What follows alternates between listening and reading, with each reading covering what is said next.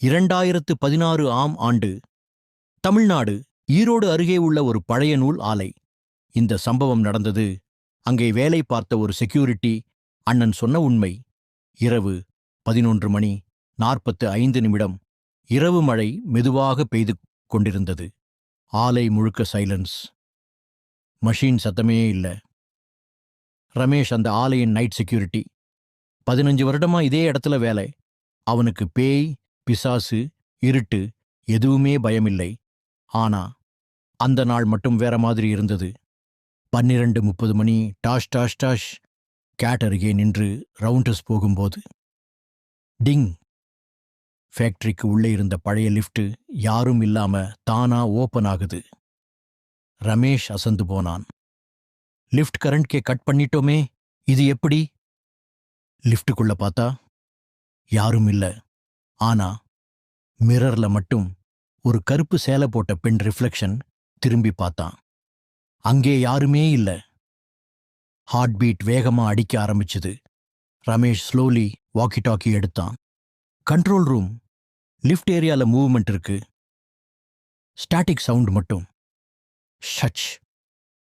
அப்போ ஃபேக்டரிக்குள்ளே இருந்து சிலம்பு சத்தம்.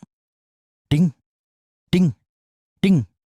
1:10 காலை என்ன சவுண்ட் ஃபாலோ பண்ணி ஓல்ட் ஸ்பின்னிங் செக்ஷனுக்கு போனான். அந்த இடம் 10 வருஷமா க்ளோஸ். டார் ஓபன் பண்ணினதும் குளிர் காற்று உடம்பு முழுக்க அடிச்சது. லைட் டார்ச் போட்டா ஃப்ளோர்ல ஈரமான பாதச்சுவடுகள். அது மனிதனோடது மாதிரி இல்ல. சின்னது, வளைஞ்சது. அப்போதான் பின்னால் இருந்து ஒரு மெதுவான பெண் குரல். நான் இங்கதான் இருக்கேன். ரமேஷ் ஃப்ரீஸ். திரும்பி பார்த்தான். அதே கருப்பு சேலை பெண்.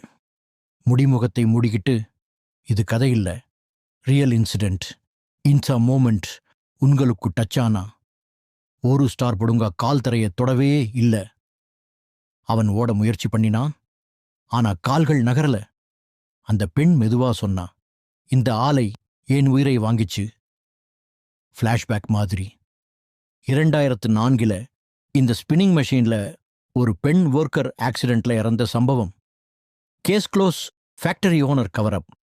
1:30 மதியம் ரமேஷ் கண்கள் முன்னாடி அந்த மெஷின் தானா ஸ்டார்ட் ஆனது. கீச் கீச். அந்த பெண் மெஷின் பக்கம் இழுக்கப்படுற மாதிரி. அவன் அலறினான். அம்மா போங்க, நான் ஒன்னும் பண்ணல. 2 இரவு. ஷட்னன் மெயின் கேட் ஓபன் ஆன சத்தம். Morning shift supervisor. அவன் உள்ளே ஓடி வந்தப்போ ரமேஷ் ஃப்ளோர்ல மயங்கி கிடந்தான். மறுநாள் ரமேஷ் உயிரோட தான் இருந்தான். ஆனா அந்த ஆலையை விட்டு மீண்டும் திரும்பவே இல்ல. அவன் சொன்ன கடைசி வார்த்தை, அந்த பெண் இன்னும் அங்கதான் இருக்கு. நைட் 12:30.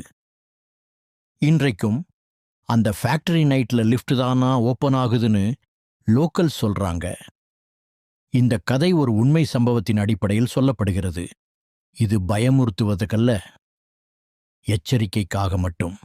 இந்த உண்மை சம்பவம் உங்களுக்கு ஷாக் ஆச்சா? பார்ட் 2 வேணும்னா கமெண்ட் பார்ட் 2ன்னு டைப் பண்ணுங்க.